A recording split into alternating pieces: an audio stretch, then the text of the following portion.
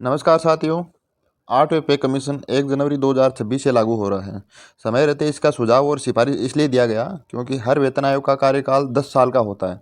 तो 7वें वेतन आयोग का कार्यकाल 31 दिसंबर 2025 को खत्म हो रहा है, इसलिए 8वें वेतन आयोग का कार्यकाल 1 जनवरी 2026 से स्टार्ट होगा।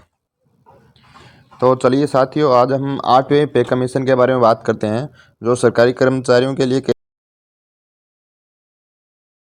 केंद्रीय कर्मचारियों के लिए केंद्र सरकार ने गुरुवार को 8वें वेतन आयोग के गठन को मंजूरी दे दी है। इस आयोग की सिफारिशें साल 2026 से लागू होगा।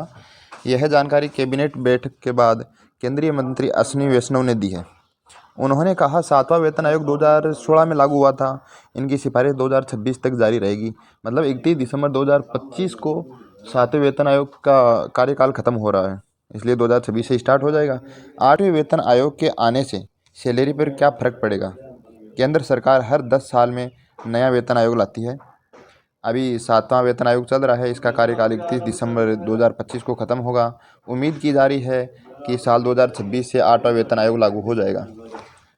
8वें वेतन आयोग का वेतन मैट्रिक्स 1.92 के फिटमेंट फैक्टर का इस्तेमाल तैयार करके किया जाएगा।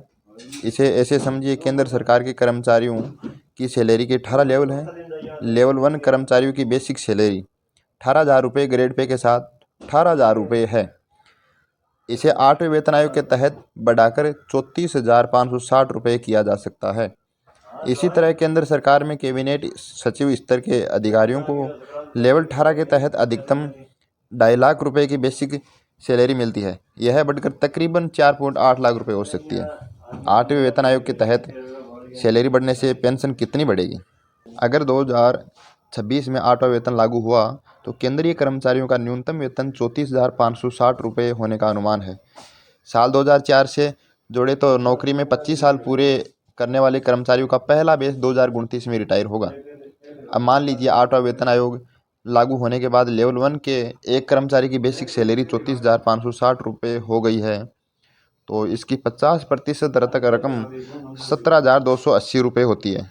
इस हिसाब से कर्मचारियों को 17,280 रुपये प्लस डीआर की धनराशि पेंशन के तौर पर मिलेगी। हालांकि यह रेयर केस में ही होगा कि कोई कर्मचारी लेवल 1 पर नौकरी ज्वाइन करने के बाद रिटायरमेंट तक उसी लेवल पर रहे।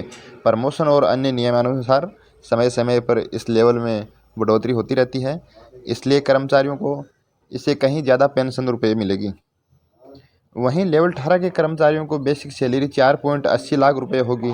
इसका 50% कुल 2.40 लाख रुपये प्लस डीआर की धनराशि पेंशन के तौर पर मिलेगी। नए वेतन आयोग में कैसे तय होगा सैलरी?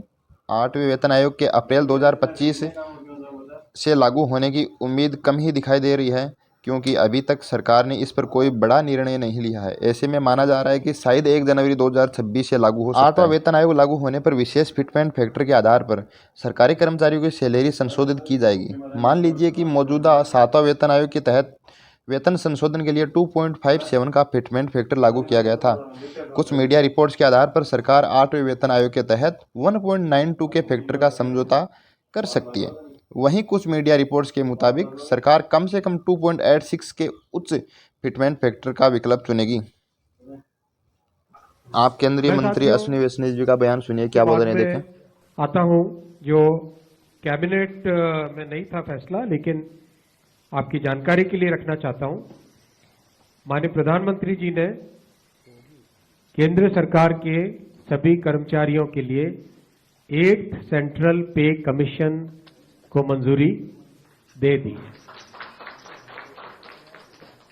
8th सेंट्रल पे कमीशन आप सब जानते हैं 1947 से अब तक 7 पे कमीशन हुए हैं, और प्रधानमंत्री जी ने एक रेगुलर रिदम के साथ पे कमीशन बनाने का जो एक संकल्प लिया है, उसके हिसाब से 2016 में लास्ट पे कमीशन 7th पे कमीशन स्टार्ट हुआ था, तो 2026 में इसका टर्म कंप्लीट होता है।